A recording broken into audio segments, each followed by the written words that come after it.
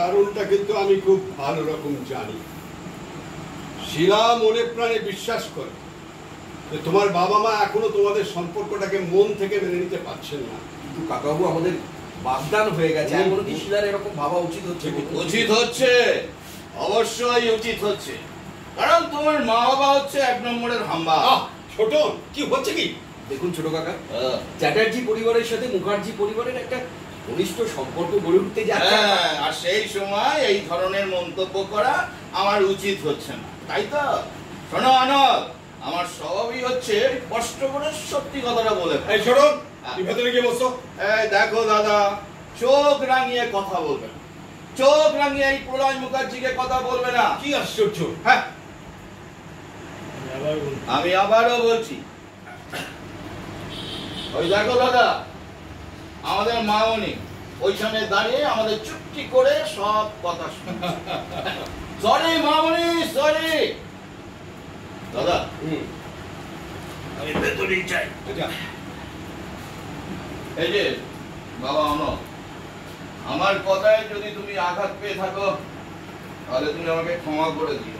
না ছোটকা, তুমি কোথাও যাবে না, ওখানেই বসো। আয় মা, বস। এই দেখ না, অনেক কতক্ষণ এসে বসে আছি, ওই জন্য একটু চা জল খাবারের বন্দোবস্ত। না না, আপনি আর ব্যস্ত হবেন না কাকা। কেন? তাছাড়া আমি তো এক্ষুনি চলে যাচ্ছি। ঠিকই তো, এত তাড়াতাড়ি চলে গেলে চলবে? প্রায় 6 মাস আত্মগোপন করেছিলে, সময়টা পুষিয়ে দিতে হবে না? আচ্ছা, এটা কি ধরনের কথা হচ্ছে শিলা? এই ছেলেটা এতদিন পরে আমাদের বাড়িতে এলো, ওর সাথে এভাবে কথা বলছিস কেন? আসলে তোমার ওই আত্মগোপন শব্দটা খুব কানে লেগেছে, তাই ঠিক তাই, এই ধরনের শব্দ প্রয়োগ করা তোর মোটেই উচিত হচ্ছে না।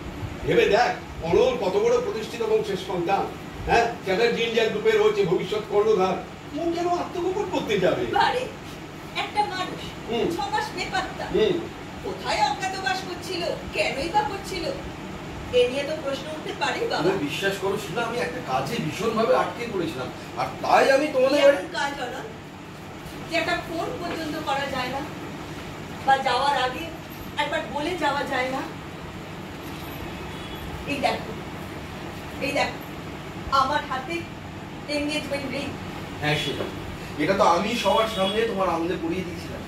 এটা একটা নিছক আংটি নয় অনল। শেষ না হওয়া পর্যন্ত আপনি এ ঘর ছেড়ে যাবেন না। আচ্ছা, আপনার তদন্তের বিষয়, আপনি দাঁড়িয়ে আছেন কেন তখন থেকে?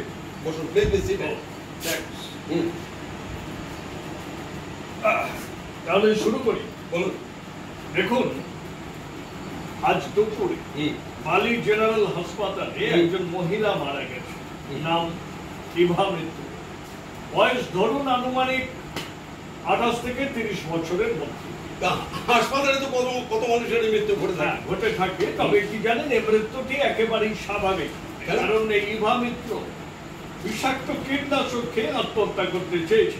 আরে কে এক ইভা মিত্র নাকি আত্মহত্যা করে? এবং এই মেয়েটি একসময় আপনার বাবার কোম্পানিতে চাকরি করে। হ্যাঁ, কিন্তু তাকে আমরা ছাড়াই করেছিলাম, আই হ্যাড টু স্যাক। কিন্তু সে তো ঘটনা 2 বছর আগে। বাবা, মেয়েটিকে তুমি বরখাস্ত করতে গেলে কেন? আমি বলি ম্যাডাম, ব্যাপারটা হচ্ছে কি, ওই বেতন বৃদ্ধি এবং কয়েকটি সুযোগ সুবিধা আদায় করবার জন্য আপনার বাবার কোম্পানির অস্থায়ী কর্মীরা একটা কর্মবিরতির ডাক দিয়েছিল, এবং সেই আন্দোলনে নেতৃত্বে ছিলেন এই ইভা মিত্র নামের মহিলা। হ্যাঁ, এই আন্দোলনের কথা আমি জানি, এবং ব্যক্তিগতভাবে আমি বাবাকে বলেওছিলাম যে তোমাদের এই দাবি মেনে নেওয়া উচিত। কিন্তু কোম্পানির সাথে আমার পক্ষে যাবে মেনে নেওয়া সম্ভব ছিল না। ওই ইভা মিত্র একটি নিরেট বোক এবং মূর্খ। 15 দিন সিআইডি ইন্সপেক্টর। কি হয়েছে? তা আমাদের বাড়িতে এসেছেন কেন? এই ইভা মিত্র নামে কি একজন নাকি আত্মহত্যা করে।